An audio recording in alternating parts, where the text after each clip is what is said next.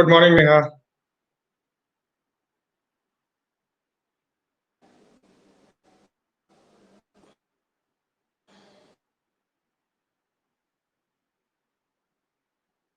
Hello. Good morning, Neha.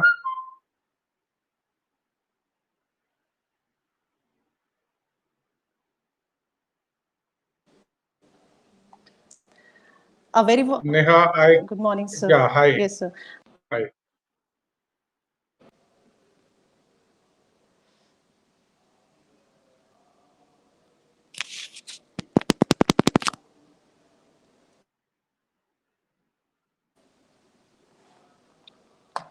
Neha, I think there is some issue at your end. Sir, am I audible to you? Now, yes. Sir, am I audible to you now? Yes. Okay.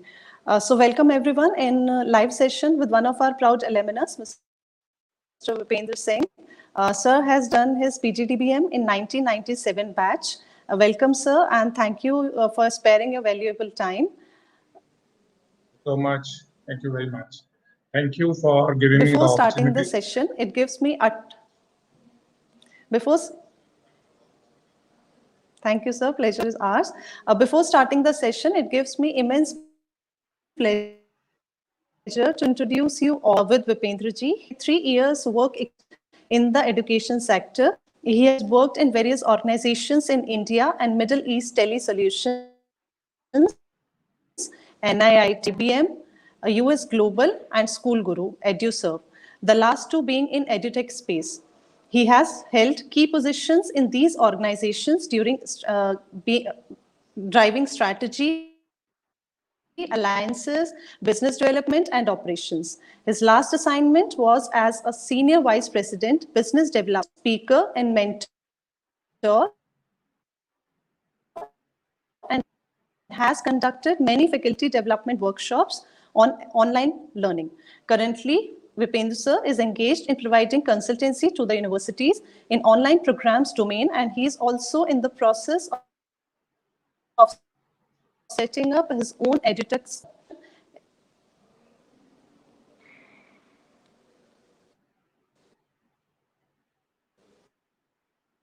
Neha, you are not audible.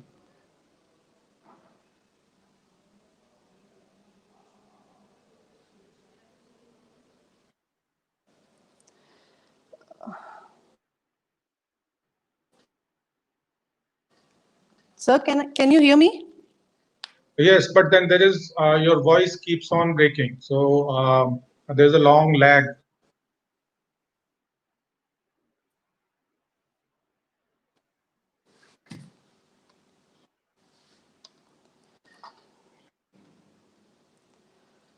Sir, I was audible to you.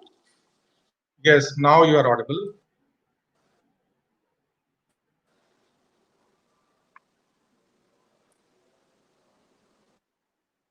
Yes, sir. So I was saying, thank you for being here. Thank you for giving your valuable time.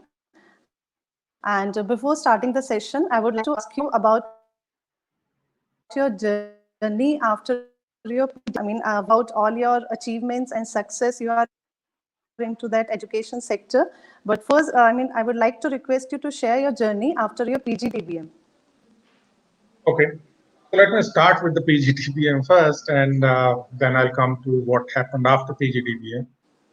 Well, this is so strange that today I mean, most of my career I have done operations and business development and sales. But when I joined, I was of the view that I'm going to get into HR, and that was because I already had a law degree in industrial relations, and my entire focus was towards the industrial relations and the legal aspects of HR. And in fact, I did my summer training also in the same department with Usha Shriram. And I thought that, sales is not something that I'll ever enjoy. I was more comfortable with um, strategic and planning and those kind of things. So, in fact, during my once we completed towards the end of it. I was one of few fortunate ones who got the opportunity through the college itself. And there was this Mathura based organization which offered me the personnel officer role immediately after completion of my PGDBM, uh, which somehow probably destiny wanted it. I refused that role. And I worked with Shekhar sir for some time and then moved Okay. on and remained in the education domain thereafter. But let me tell you, um, it was a pleasurable experience. I knew nothing, and those days, the awareness about the kind of awareness today is there among the student related to professional programs was not there. So a batch of 30 joined, and we were all very close knit, and not only close knit among our friends, among our colleagues, but also close knit with the top management of the institute, especially Shobhit sir and Shekhar sir, and they have been very helpful. And I have seen from scratch how enterprising both Shobhit sir and Shekhar sir are. And even till today, you see this in your everyday operations that they keep a tab of on Yes. everything, whether big or small. So very enterprising. People learned a lot from them, uh, especially, and I should mention that Dr. Poonam Devdutt, who is still working with the same institution. I mean, she was one source of inspiration for us, kind of personality she carries and the kind of knowledge and depth that she has. So a lot of good memories, and most of my batchmates are doing very well in their career, and most of them are now above vice president or senior vice president level in very prestigious organizations. So overall, wonderful journey as far as my MBA program is concerned or PGDBM program is concerned. Later in my career, I worked with some of the good organizations, and um, I would say that coming from HR background, coming from law background, a mix of that helped me a lot even till today when it comes to understanding of regulatory affairs within the education domain and more specifically in the higher education domain. There are very few people in this country who would have that kind of understanding as I can boast about, and I hate boasting about myself. So, one is the regulatory side, and one is the administrative side of it. Both are interrelated. So, whether it is understanding how Ministry of HRD functions or UGC functions or the different organizations in different countries function, because I have had a brief exposure to some other countries, especially Middle East. And within Middle East, the organization that I work for was very closely working with American organizations and British organizations.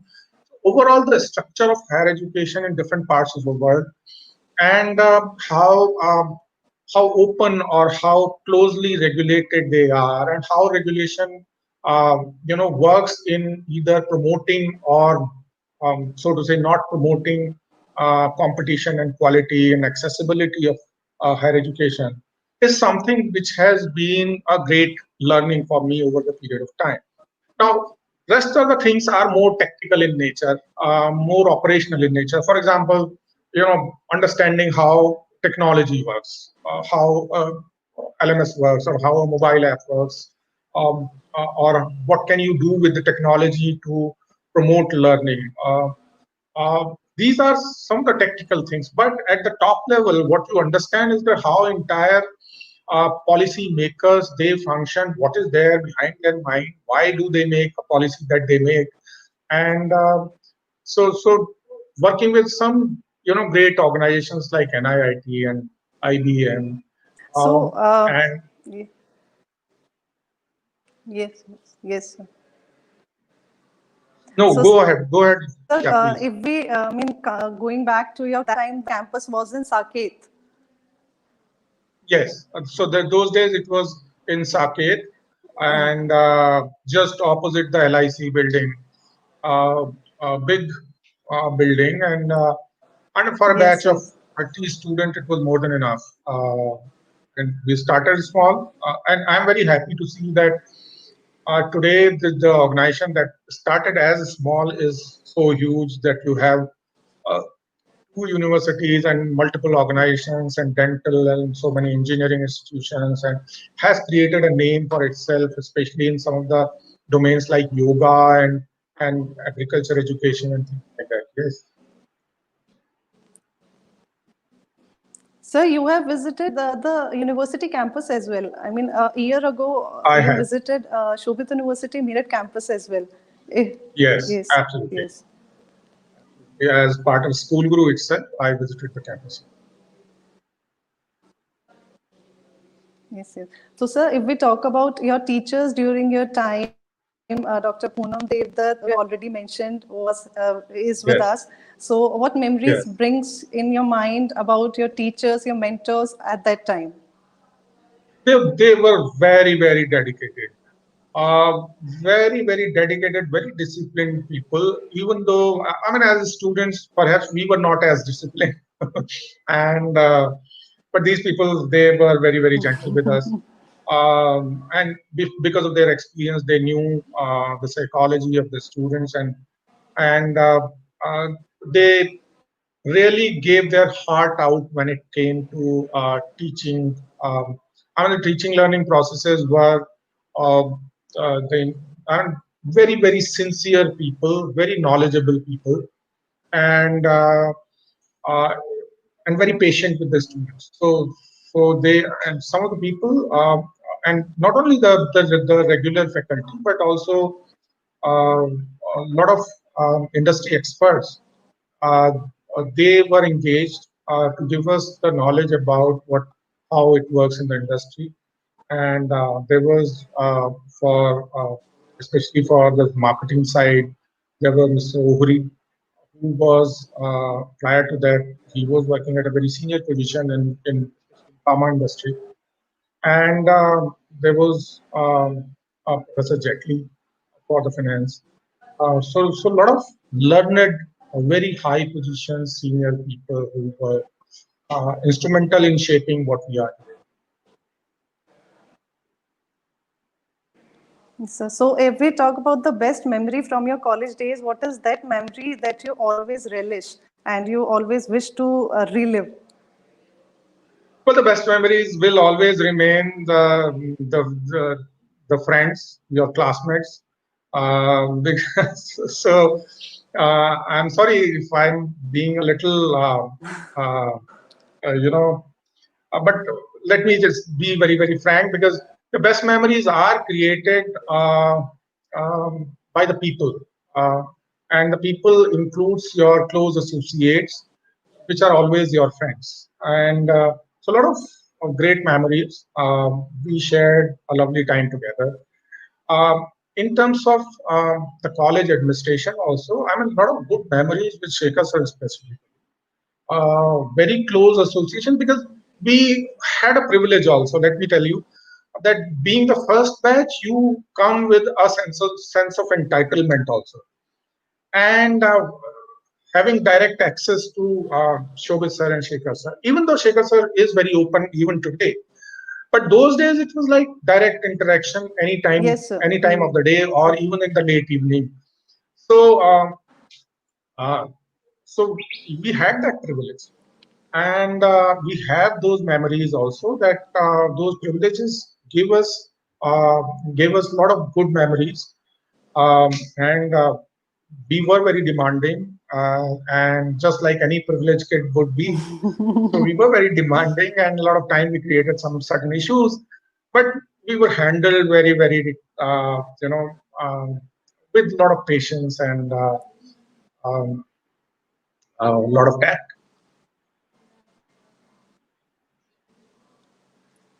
Actually, we had alumni meet of your batch when we completed 20 years of your batch, because you were the first batch. So I Yes. heard all those stories that how that a laptop or a computer you managed or sir was there in the Saket campus. So I know all of these stories. So I'm finding, I mean, I can connect with your Yes. stories. Yes. Yes, as the organization grows bigger and bigger, I think the close connect that you have in the when you are still starting, and then people, those who have direct connect, and I think that connect becomes a little weaker, even though I'm not willing to believe that Shekhar sir would be inaccessible to people now, but but then now his priorities must have changed. He has to take care of much larger issues, much larger challenges, and but we had that privilege.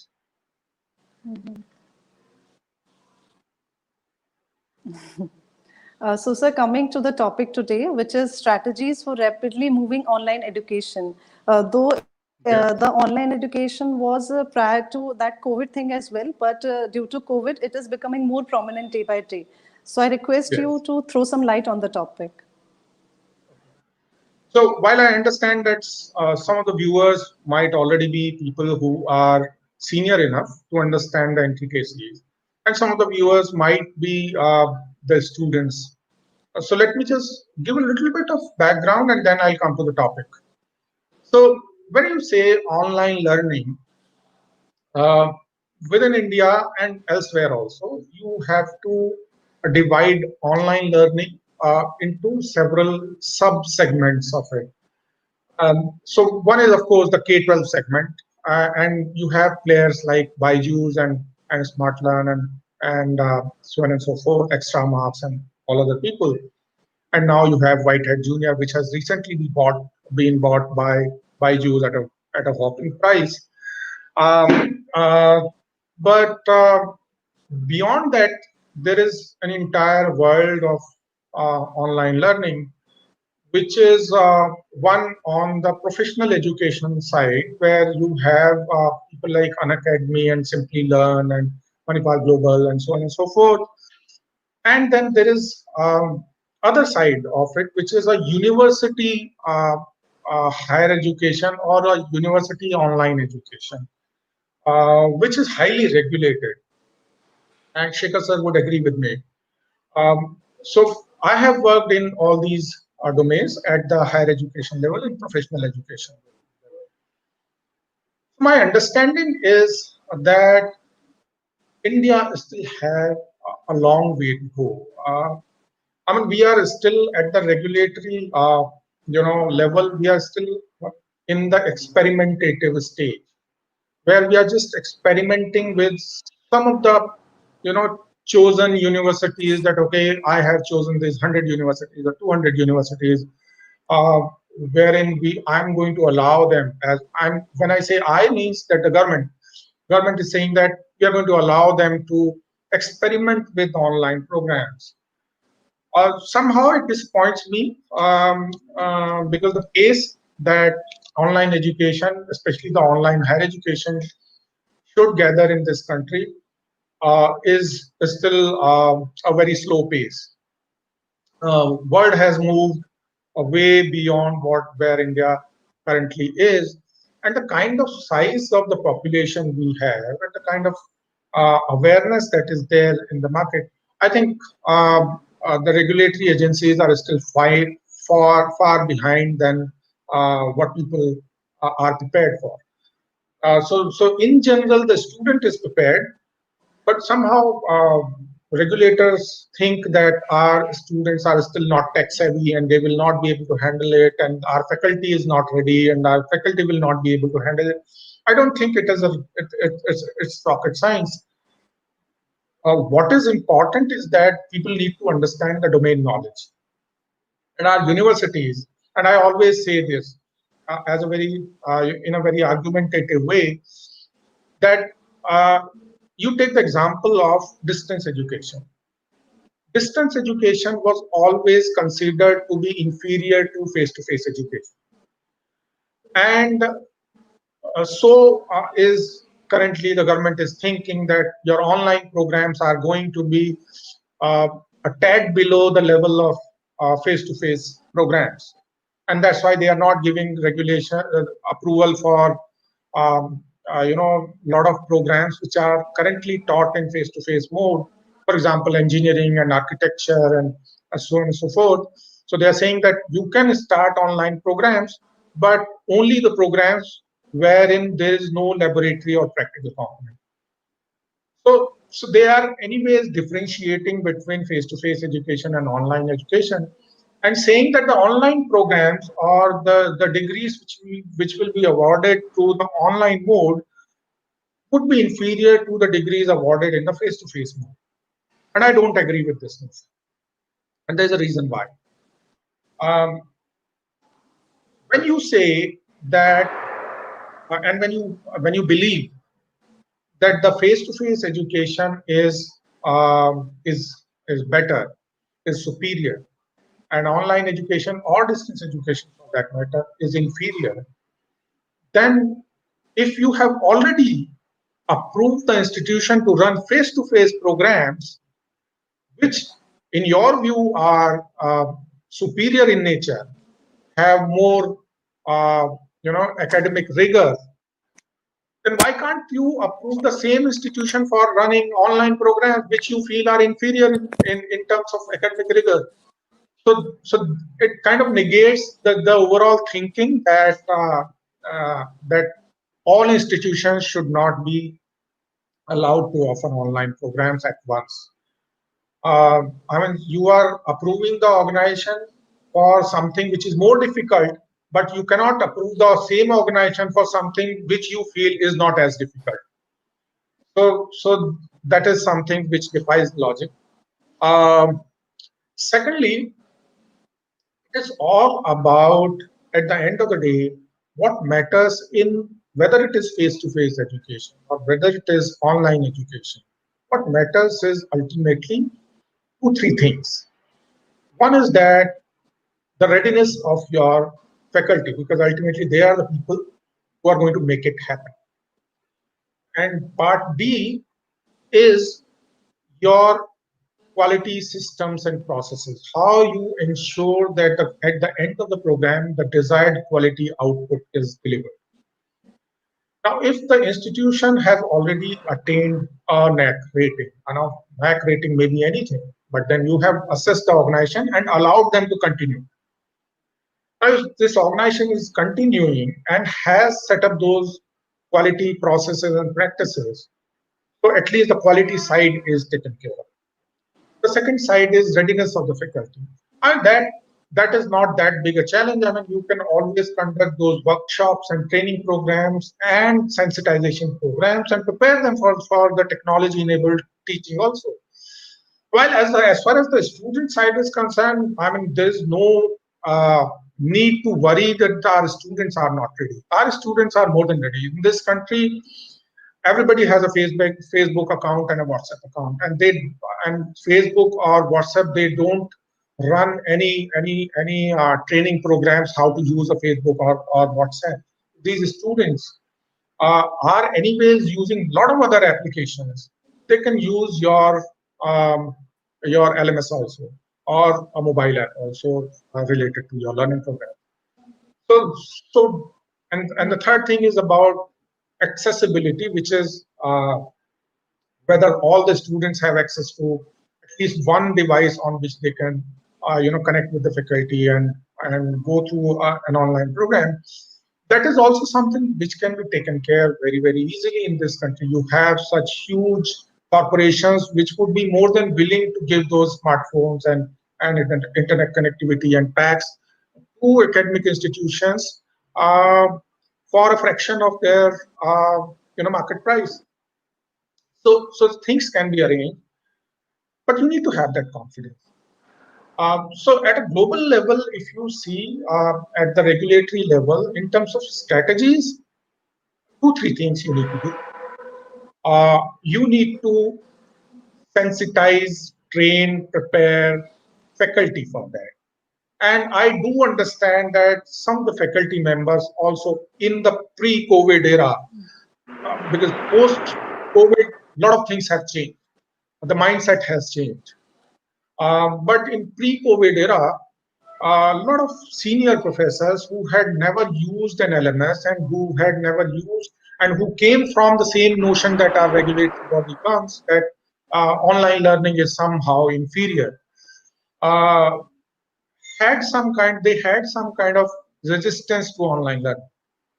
So those senior, so you need to have those programs running inside university and college campuses, wherein you prepare them mentally and you prepare them technologically. And because you don't have to prepare them for their subject matter, because they know their subjects and they are the best experts. But at the end of the day, this notion has to go that Exactly. somehow the online learning is not for them. So that's part one of the strategy. Part B is that you need to grant access to people. Now, access means that uh, we keep on arguing that higher education need to be more democratic, higher education need to be more democratic and more accessible, which means that you need to provide a level playing field to all institutions in one go. You cannot pick and choose institutions. You cannot create entry bars. Uh, Market in today's world where market decides everything. Let's say certain institutions which do not take care of the quality of their learning delivery uh, would also start offering online programs. If the government has or the regulatory bodies have this kind of fear in their mind, then the market will any which ways weed them out. Uh, because with online learning, which one thing which goes away is the territorial jurisdiction. Today, universities have territorial jurisdiction. So you know that Meerut University, they can have their affiliated colleges within 4 or 5 districts and not beyond that. But with online learning, you don't have territorial jurisdiction. Therefore, Right. while you might be in Meerut, but at least you would be competing with at least 200, 300, 400 other universities for the same students. So in that kind of scenario where 400, 500 universities are operating in the same territory, one, it of course makes the whole lot competition very, very tough for the institution. But at the end of the day, customer is the winner in such scenarios. So the students are the winner. I mean, they will have access to 400 universities and differentiated programs, and they would be the best judge of the quality. So the market forces will decide for itself as to who is better, who is inferior, and not the preset norms of set in the regulation that somebody is inferior and somebody is superior. uh, every institution has created a niche for itself. For example, when I say that, let's say, uh, for example, Shobhit University is very well known for certain programs in yoga or in Ayurveda or let's say in agriculture or certain other domains. Very, very well known. So the overall criteria for selection of the institutions is the overall rating in the university category as the NAC category, NAC rating or the NIRF rating. But when you know that a particular institution is among the top, um, may not have the overall rating today, but is among the top in certain domains in Ayurveda, in yoga, in agriculture education. So why are you restricting that organization from being part of the mainstream online learning? So these are some of the issues that have not been thought through. So this is the second thing that you need to, as a strategy, you need to open up the market. You need to provide access to everyone. And so on one side, you need to allow more and more institutions to offer their online programs. But at the same time, in terms of access to the student, you have certain, uh, you know, uh, pockets of the society where access to an internet-enabled smartphone or some other device is still not there. those things can be worked out on priority. You have those election campaigns running in Right, our sir. country where a laptop is given free of cost to every student. So why can't you give them just a smartphone, which is a much cheaper device to be given, and you can give them as part of the government drive. And a lot of commercial organizations, a lot of Right, sir. IT companies, smartphone sellers, they would be more than happy to cooperate with the government and universities to make sure that every student, whosoever is part of the university, would get access to a smartphone or any other device wherein they can learn easily. So the second thing Right, sir. Right, right. is the accessibility. And the third strategy for the growth of online learning in this country is that you need to also create a very, very practical but robust quality assurance framework. And it is very important because at some point, this notion that online degree programs or online education is somehow inferior to the face to face programs has to go. And that will go only when the employers will start respecting the online degrees at par with the face-to-face degrees earned by the students. And that will happen when you have a robust but practical, and I'll explain why I'm saying but practical word. Uh, so you need to have that kind of quality assurance framework. Of course, market forces will also play an important role, and they will decide as to who is uh, who will stay in the competition, who will not stay. But of, at the end of the day, as a regulator, you have to provide that framework wherein a level playing field is available to everyone, but at the same time, you keep an eye as to there are no malpractices and a certain quality standards are maintained. If you are able to do that, rest is something that market forces themselves will take care. So a good, robust, but practical quality assurance framework as a strategy, um, providing better accessibility to everyone, every institution, Right, every sir. university, and every student, and every part of Indian geography. And the third thing is that a sensitization, a robust training program, constant upgradation of knowledge and skills at the faculty level. You take their three major measures together. The online learning can be expanded very, very, very quickly. Now, let me come to one more point, which is like in the current regulation, in the current regulatory framework, only the programs which do not have a laboratory or a practical content are allowed to be offered in online mode. Any program which is, let's say, for example, engineering or architecture, pharmacy, or any program which have a practical or laboratory content is not allowed to be offered in online mode. So currently, you cannot offer a BTech or an MTech in online mode. Well, I do not agree with that notion of, and why I would say. I think it was a very easy application of mind if the policymakers had thought of creating an all India network of laboratories. So you have 50,000 colleges, 1,000 odd universities, and 10,000 odd standalone institutions in this country. So roughly 60 to 61,000 total higher education institutions in this country. And most of them have well equipped laboratories.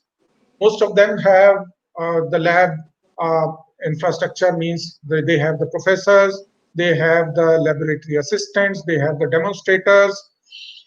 So they have the entire infrastructure in place. The only thing that is required to be done is to how do you create a framework for utilization or cross utilization of that.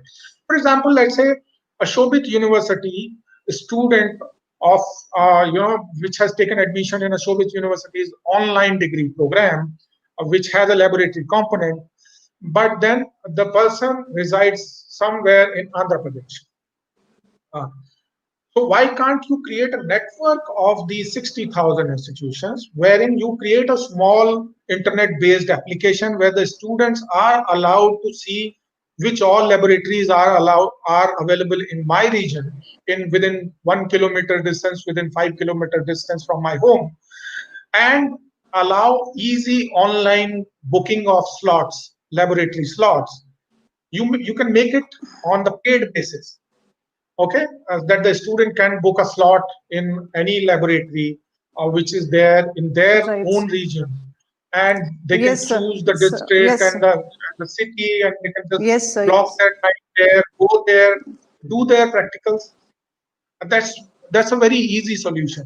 And India is known for its Yes, sir. IT Sir, you solution. I don't know more why or it has not yes, yes. succeeded. More or less. You were saying I something. was saying, sir, more and less you have covered all the aspects, all the strategies. Yes, yes. I was saying Yeah. more or less you have covered all the strategies which should be taken by the administrators. And I mean, that was a very enriching session. But at the end of this Just give me session, I one mean, thank you second. for the Neha, technical just one session second. because we also, yes, yes, Just please, give me sir, 1 second. please, Yeah. please, sir. Yes, yes. Yes, sorry, somebody has come. Yes, go on. Yes, Neha. So, sir, I was saying that the session was very enriching and very beautifully you have explained all the aspects of moving online education. But at the end, I would like to ask you to give a message to your alma mater, to your batchmates, to your juniors, and to the current students, because you being such a successful alumnus for us, you are doing wonders in your own work frame. So, I would like to request you to kindly give a message to your alma mater and your juniors. Okay. So first, a message to my juniors: start engaging in the real world activities on day-to-day basis. Don't leave it to your final semester when you will start doing some industry project or something, some industry training or some internships there. Don't wait for that. As soon as you enter into your higher education, you should start doing small projects based on the real problems of the industry. And these projects are nowadays you have a lot of virtual internships also available. So don't wait for the last semester. Start doing it from first semester itself. So right from, let's say, in the first or second semester, you can have a 2 weeks project or a 4 weeks project. You do it parallelly with your theoretical education or the college education, but you should start identifying yourself with the industry from the very beginning. That will prepare you for the career in a much better way as compared to the arrangement that typically I have seen in most of the colleges, where they prepare their students towards the last year or towards the last semester, and they call in some external experts and run some skill development programs and some technical programs and prepare them for the interviews, etc. Don't wait for that period. Please start doing your practical knowledge gathering from day one itself, because that should be, unless and until you are connecting your education which has been taught to you during the semester with some real issue, and you are not relating that, uh, your education, your learning, your understanding will remain incomplete. So do that from day one. Start finding mentors, start connecting with them. Mentoring is very, very important in today's world. Things are becoming increasingly challenging, increasingly competitive, increasingly difficult. What Of course, those days when we entered into our professional program, when we entered into our MBA, things were different. We didn't had many opportunities.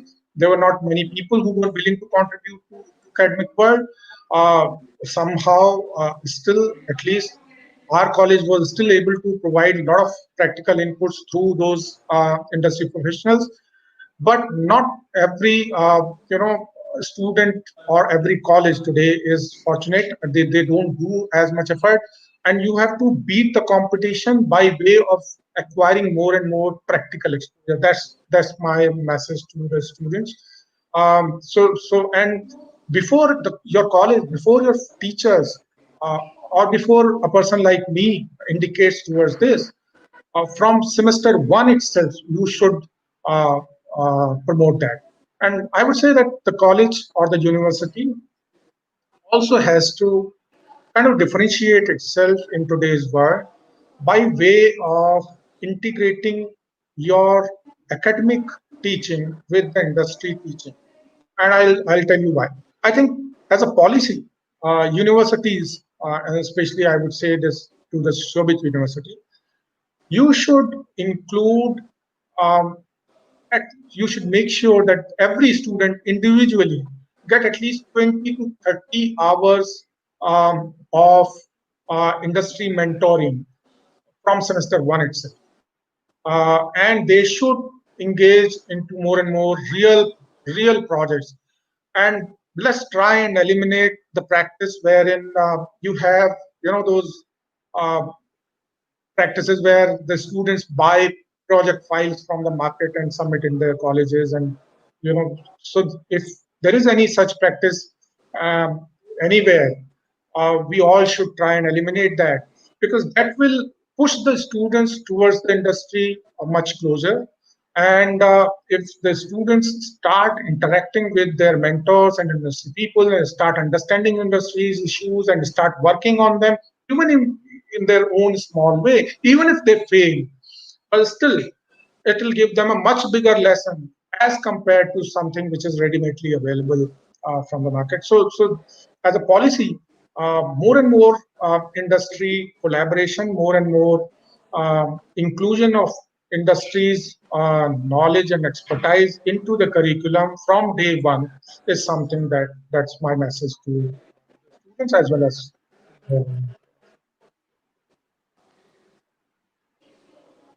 Thank you, sir. Thanks a lot for sparing your valuable time. You have almost covered all the aspects from the student's life, from the academics part, from the university part. So thanks a lot. Thank you. And thank you, everyone. And my apology for the, because there was so much lag in internet today. So my apology for that as well. But thank you, sir. I believe learnings and messages from you will benefitize every one of us. Thank you, sir. Thank you very much, Neha. Thank you for giving me the opportunity. And I would like to thank Shekhar sir also for giving me the opportunity. And I'm always there. So whenever you feel that there is at any point I need to interact with the students in future, or wherein you feel that my expertise can be of any use for the institution, I'll be available. Thank you so much. Definitely, sir. We'll be having one session of yours with our MBA students, because who else can guide them better than our first batch MBA student? And you're also doing wonders in your job as well. So thank you for your time. Thank you, sir. Pleasure. Thank you.